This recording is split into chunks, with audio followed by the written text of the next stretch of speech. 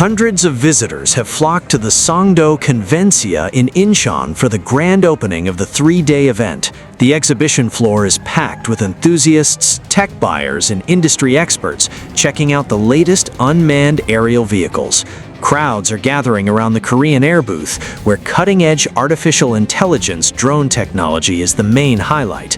Industry players are showcasing tactical systems that merge machine learning with aerial operations to redefine modern defense and commercial logistics.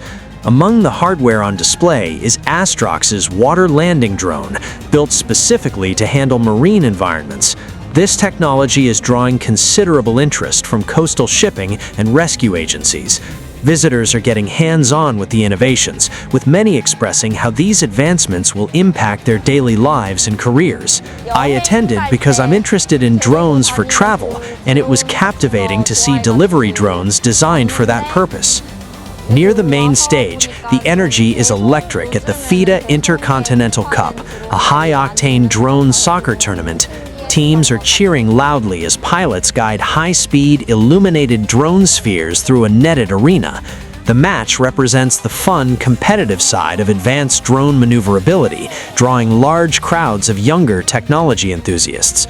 Beyond gaming, the expo is highlighting serious heavy industry logistics and national security.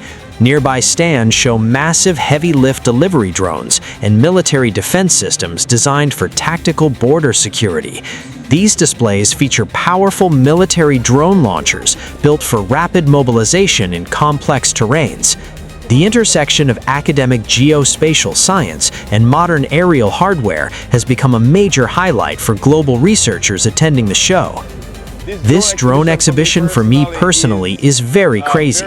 I personally do a master's in GIS, Geographical Information Systems, and Geomatics, so seeing the remote sensing used in drones, specifically something that I am passionate about, is very good to see, and I'm really enjoying myself out here in South Korea and hoping to see a whole lot more.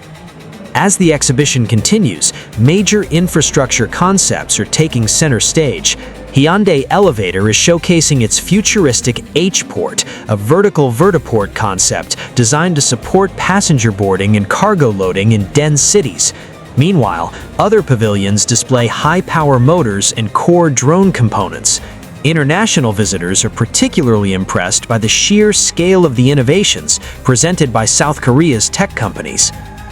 I'm just interested in seeing new technology in the drones that are here in Korea because I'm not from Korea. Many of the things I saw here, I didn't see them before, so just to see some new technological innovation. The expo also offers highly immersive flight simulators, allowing visitors to pilot virtual aircraft and experience the sensation of flying. For many, these simulators demonstrate the practical and visual applications of remote aerial technology in industries like global tourism.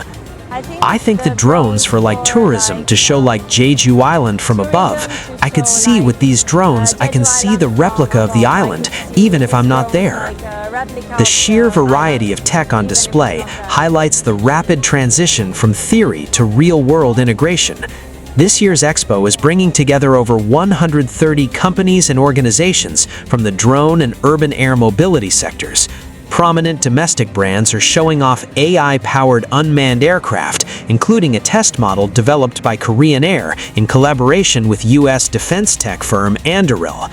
This is alongside South Korea's first privately developed UAM aircraft and autonomous air traffic management systems.